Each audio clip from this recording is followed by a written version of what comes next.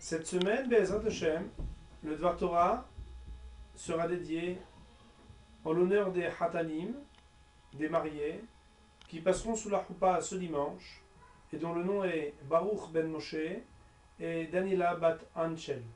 Qu'Akadosh Baruch Hu leur donne le mérite de construire Beit Ne'eman Israël, un foyer sur lequel le peuple juif pourra compter. Amen ve Amen. Cette semaine, dans la paracha, nous allons lire le très fameux texte du Kiddush du samedi matin, Veshameru. On y dit que le Shabbat est un hôte, un signe. D'ailleurs, nos sages dans la Gemara de Shabbat, de nous révéler que le Shabbat est un cadeau très précieux que Dieu a donné au peuple juif. Pour expliquer cette idée, le Chavetz Chaim donne une très jolie image. Il s'agit de deux fiancés, la fiancée ayant reçu une très belle bague le jour des fiançailles, et très peu de temps après, les rumeurs courent que les fiançailles ont été rompues. Comment vérifier si ces rumeurs sont vraies ou non? Eh bien, tout simplement, on attendra que la fiancée ne sorte de chez elle, et on vérifiera sur sa main. Si la bague est toujours sur son doigt, eh bien, les rumeurs sont infirmées. Les fiançailles n'ont pas été rompues.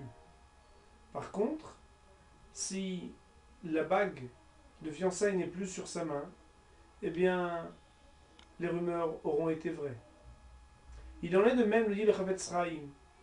Depuis la nuit des temps, les peuples du monde accusent et veulent dénoncer que Dieu a abandonné le peuple juif.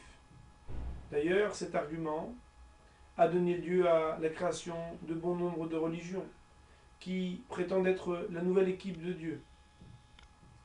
Comment révéler si oui ou non cette information est vraie? Eh bien, tout simplement, il nous faudra regarder le peuple juif dans l'observance et le respect des lois du Shabbat. Si le peuple juif manque, Chas v'Shalom, Dieu préserve, à l'observance des lois du Shabbat, eh bien, cela vient confirmer que Dieu, Halila, nous aura abandonnés. Il nous faut donc montrer au monde que le lien intime entre Dieu et son peuple est toujours là, en se renforçant toujours plus et toujours mieux dans la garde du Shabbat, aussi bien dans la Zechira, le fait de l'honorer, de le rappeler, que dans la Shemira, que dans le fait de s'abstenir, de ne faire les travaux interdits du Shabbat. Qu'Akadosh Baruch Hu nous donne le mérite d'avoir chaque samedi un jour qui est Me'en Olam Haba, un petit peu du monde à venir, et que très bientôt nous puissions arriver au monde Shekulo Shabbat, Bimera Biyamen ou Amen, au monde qui tout entier sera un monde où tous les jours on sera le jour du Shabbat. Shabbat Shalom.